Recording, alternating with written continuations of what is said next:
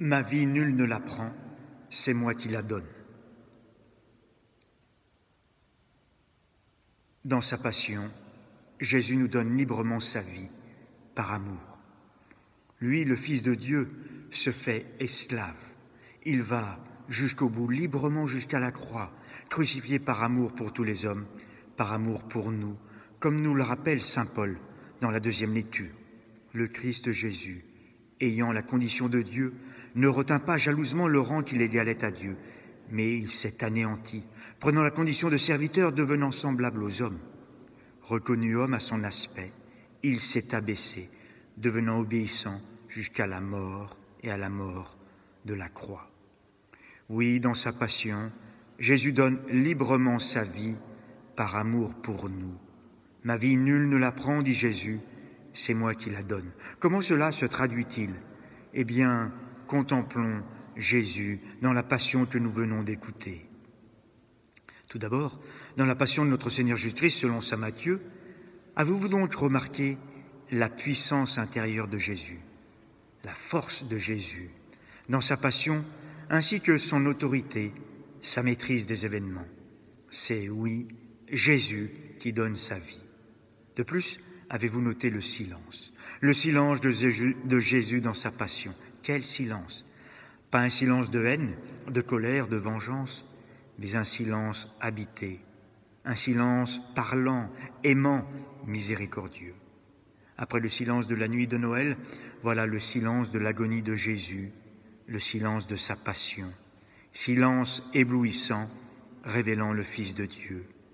Le défiguré de la croix, c'est le Fils de Dieu. Tout ce que supporte Jésus, son arrestation, son humiliation, sa flagellation, son couronnement d'épines, son chemin de croix, sa crucifixion, tout ce que Jésus supporte en souffrance physique, tout ce que supporte Jésus en souffrance psychologique et morale, son agonie, l'abandon de tous, le mépris de sa dignité et de la dignité humaine, tout cela, Jésus le vit par charité, par amour total pour Dieu son Père et pour nous. Alors, avec le centurion et les gardes, nous disons, en contemplant la croix, vraiment, celui-ci était le Fils de Dieu. Oui, Jésus dans sa passion s'abandonne à son Père, confiance totale. Mon Père, s'il est possible que cette coupe passe loin de moi, cependant, non pas comme moi je veux, mais comme toi tu veux. Jésus s'abandonne à son Père, y compris dans la nuit de la foi, dans sa tristesse, dans son angoisse, dans la souffrance de sa passion. La foi de Jésus est totale à Dieu son Père. De plus, dans sa passion, dans les ténèbres qui l'assaillent, Jésus met toute son espérance en Dieu notre Père, espérance contre toute espérance. Et il prie sur la croix. Il prie sur la croix et il crie sur la croix. Élie, Élie, lama sabachthani, ce qui veut dire, nous l'avons entendu dans l'Évangile, mon Dieu, pourquoi m'as-tu abandonné? C'est la seule parole, oui, la seule parole de Jésus dans la Passion, selon chez saint Matthieu. Citant Jésus ici, le début du psaume 21, c'est un psaume d'espérance, quand on l'en lit dans son ensemble, un psaume d'espérance, avec son début dans la nuit de l'agonie. Frères et sœurs, Jésus vit encore sa passion dans son corps de ressuscité, dans son corps glorieux, marqué par les traces de sa passion.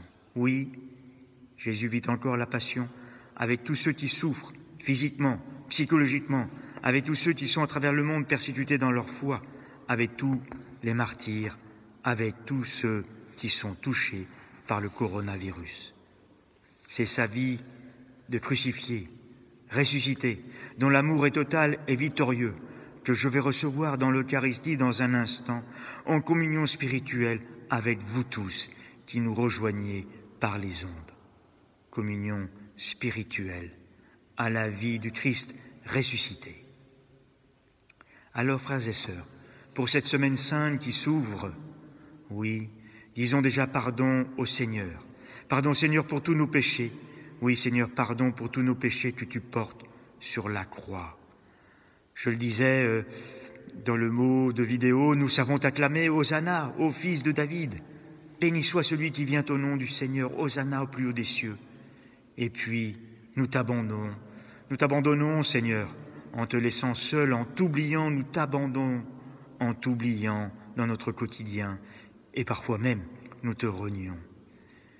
Jésus-Christ, Fils du Dieu vivant, aie pitié de moi, pécheur. Cette parole, nous serons donc invités à le redire tout au long de cette semaine sainte, comme un chapelet, en regardant la croix. Jésus-Christ, Fils du Dieu vivant, aie pitié de moi, pécheur. Entrons, frères et sœurs en Christ, dans le silence de cette semaine. Oui, nous veillerons pour garder la prière, comme nous l'a invité le Seigneur. Veillez, priez pour ne pas entrer en tentation. Le Christ, le ressuscité, comme je le disais, vit encore la passion aujourd'hui, avec tous ceux qui souffrent physiquement, psychologiquement, et notamment tous ceux touchés par le virus du corona. Le Seigneur leur donne sa force, il les porte, prions pour eux. Frères et sœurs en Christ, accueillons l'amour victorieux et total de Jésus.